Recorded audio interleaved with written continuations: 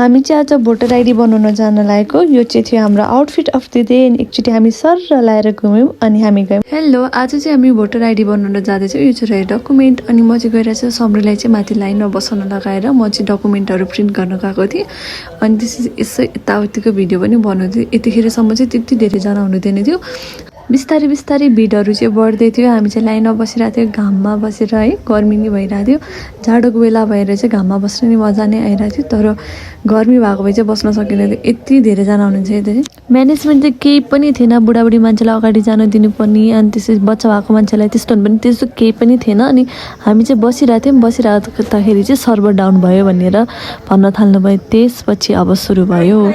यता चाहिँ मान्छेहरू बिच झगडा जस्तो हुन्छ नि भइरहेको थियो। यता पनि लाइन नमिल्ने, उता पनि लाइन नमिल्ने।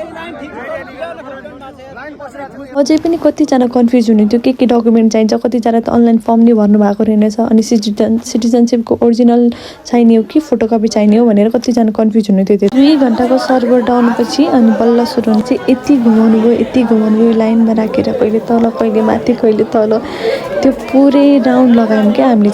यति धेरै मान्छेको भिड, तल माथि, बाहिरको घाम, भित्रको चिसो, मान्छेहरूको डिस्कसन पछि फाइनली हाम्रो भोटर आइडी बन्यो। फाइनली भोटर कार्ड बन्यो। यस्तो मेहनत, यस्तो दुःख। बिहान 11 बजेर आएको मान्छेले 3 बजेर आएको देख्न सक्नुहुन्छ। हेलो, लाइन बस्दा बस्दा मेरो टाउको दुखिसक्यो।